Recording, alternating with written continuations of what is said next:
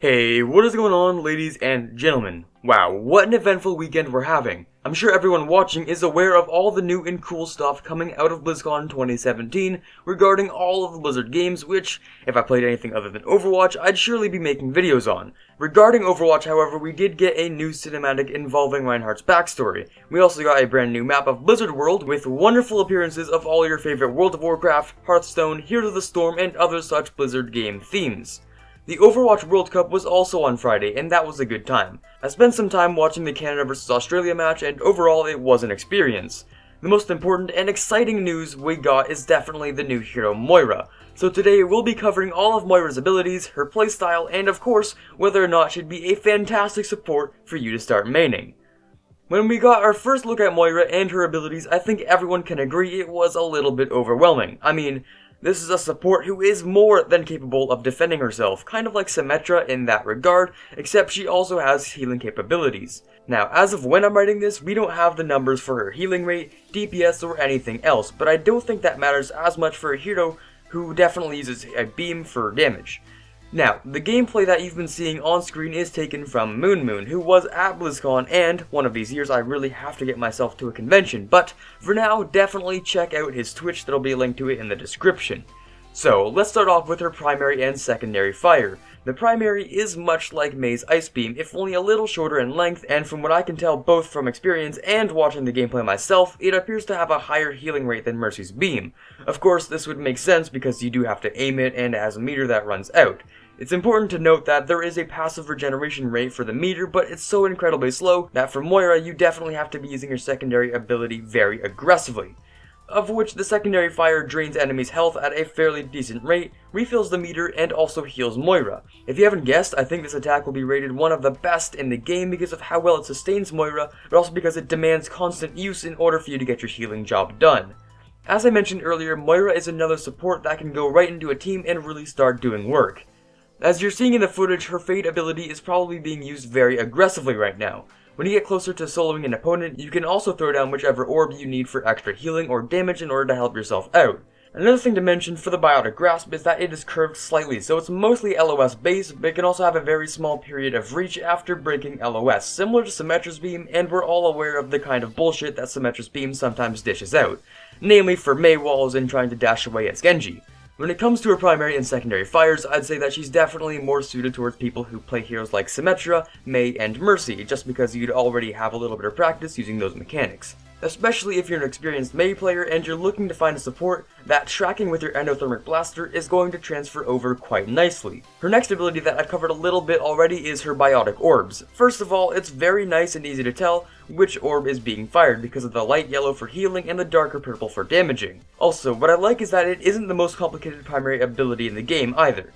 There aren't many niche or awkward times to use the ability because it's literally always useful.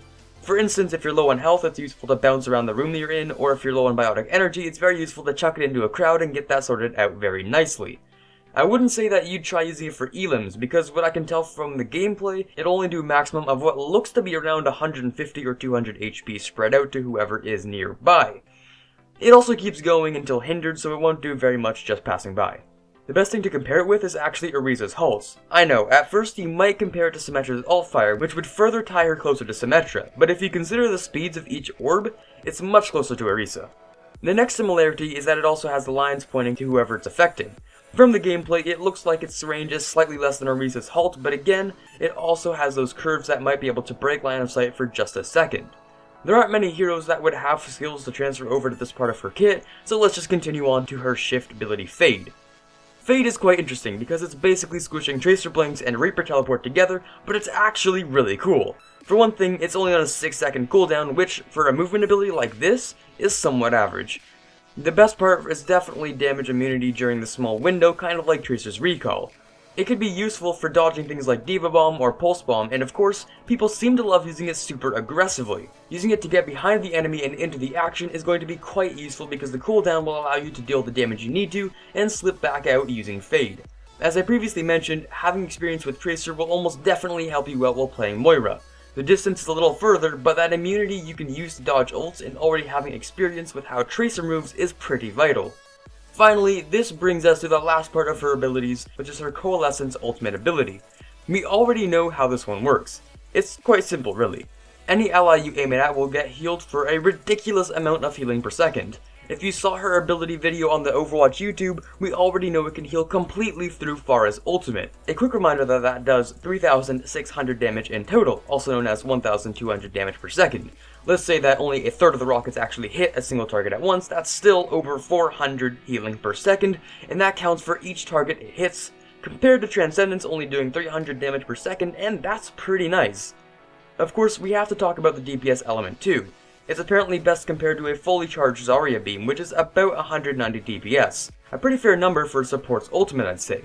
The best part about the ultimate is that you're still completely mobile, save for not being able to use Fade, and the damage you deal still heals you at the same damage to healing rate as her right click. While using her ultimate, bust out your best Zarya tracking abilities and I think you'll do just fine. Oh, did I mention it goes through barriers too? Yeah, it does that, which means you have full reign over healing and damage even through barriers. Just a fair warning, you can't 1v6 as Moira, don't try to solo tanks, and finally, why does she run like Naruto?